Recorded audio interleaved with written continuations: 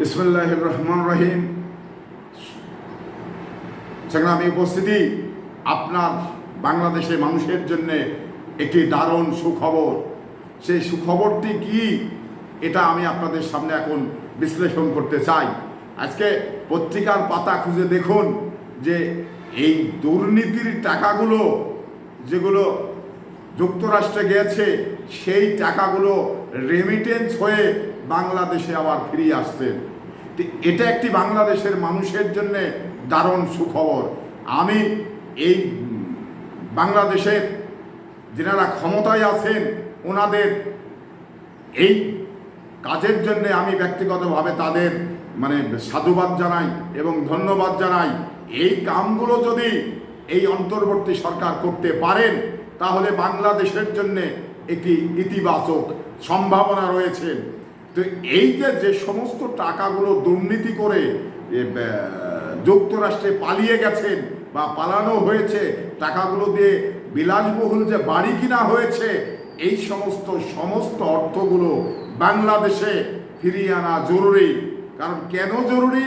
বাংলাদেশের অবস্থা খুব শোচনীয়, সংকটময় অবস্থা। এই অবস্থা থেকে বাংলাদেশকে টেনে তুলিয়ে আনতে গেলে এই যুক্তরাষ্ট্রে বা বিভিন্ন বিশ্বের বিভিন্ন জায়গাগুলোতে যে বাংলাদেশের টাকা দুর্নীতি করে গেছে, সেই টাকাগুলো ফিরিয়ে আনতে হবে। তো যে পত্রিকাতে যে নিউজটি দেখলাম, তাতে করে আলহামদুলিল্লাহ, যদি এই বিষয়গুলো এই অন্তর্বর্তী সরকার নিশ্চিত করতে পারে তাহলে আগামীতে কেউ দুর্নীতি করবার সুযোগ পাবে না। কারণ বাংলাদেশে একটি ব্যবস্থা তো রয়েছেই। বাংলাদেশে কোথাও যদি কোনো সরকারি জায়গায় রাখে তাহলে সেখান থেকে তাকে খুঁজে পাওয়া যায়। যদি এবার বাসাতে রাখে তাহলে দুর্নীতির মামলা হলে তাকে তল্লাশি করলে, তার বাসা তল্লাশি করলে এখানেও পাওয়া যায়। কিন্তু যে বিদেশে গেলে এই টাকাগুলো কিন্তু আমাদের পাওয়ার সম্ভাবনার বাইরে ছিলেন। তো সুতরাং সেই জায়গা থেকে যদি এটা নিশ্চিত করতে পারে যে বিদেশে বাংলাদেশের দুর্নীতি করা টাকাগুলো যাবে, এই টাকাগুলো আমেরিকার সরকারের সঙ্গে আমাদের বাংলাদেশের যে তত্ত্বাবধায়ক উপদেষ্টা, প্রধান উপদেষ্টা রয়েছেন ডক্টর ইউনূস, উনি ইচ্ছা করলে এই টাকাগুলো, সমস্ত টাকাগুলো কিন্তু আবার দেশে ফিরিয়ে আনতে পারবেন। ওনার কিন্তু সেই দক্ষতা রয়েছে, সেই সক্ষমতা রয়েছে।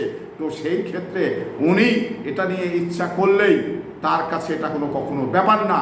কারণ এই প্রধান উপদেষ্টা ডক্টর মোহাম্মদ ইউনূস উনি বিশ্ব নেতা, এ কথা বললে কিন্তু ভুল নয়।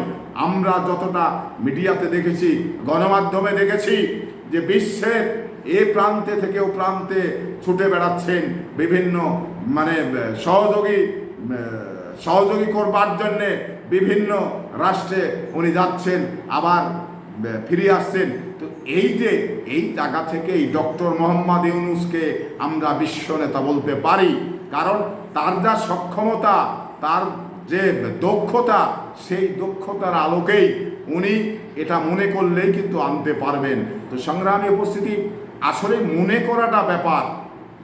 আর ডক্টর ইউনূস যদি এই রাষ্ট্রকে একটি ভালো জায়গায় দাঁড় করাতে চান তাহলে ওনার জন্য এটা কিন্তু জরুরি। ওনার সুযোগ আছে, এই সুযোগটি কাজে লাগিয়ে এই জনগণের আস্থা ভজন হওয়ার যে একটি সময়, এই সময়টা ডক্টর মোহাম্মদ ইউনূসের। এখন উনি যদি মনে করেন যে এই বিষয়টি বাংলাদেশের মানুষের এবং জনপ্রিয়তা নিব এবং বাংলাদেশকে একটি ভালো জায়গায় দাঁড় করাবো, তাহলে এটা জরুরি। ওনাকে এই বিষয়টা দায়িত্বের সঙ্গে নিতে হবে এবং গুরুত্বের সঙ্গে নিতে হবে যে এই বিদেশি টাকাগুলো, বিদেশে যে টাকাগুলো বাংলাদেশের আছে, সমস্ত টাকাগুলো রেমিটেন্স হিসাবে বাংলাদেশে ফিরিয়ে আনাটা এখন সময়ের দাবি। তো সুতরাং সেই জায়গা থেকে আমি বাংলাদেশের একজন মানুষ হিসাবে ডক্টর ইউনূসকে যে উদ্যোগটা নিয়েছেন, এই উদ্যোগটা কিন্তু একটি ইতিবাচক। সেই ইতিবাচক বিষয়গুলো কাজে লাগিয়ে বাংলাদেশকে একটি ভালো পরিবেশে দাঁড় করানো, ভালো জায়গায় দাঁড় করানো, এটা বাংলাদেশের মানুষের জন্য ভালো, বাংলাদেশের জন্য ভালো। আমরা বিশ্বে আর কোথাও মাথা নিচু করে থাকবো না। কারণ আমরাও বলতে শিখেছি যে বাংলাদেশ বিশ্বের ভিতরে নিম্ন আয়ের একটি দেশ, আমরা উন্নীত হয়েছি, সবেমাত্র সামনে আমরা মধ্যম আয়ের দেশে পরিণত হব।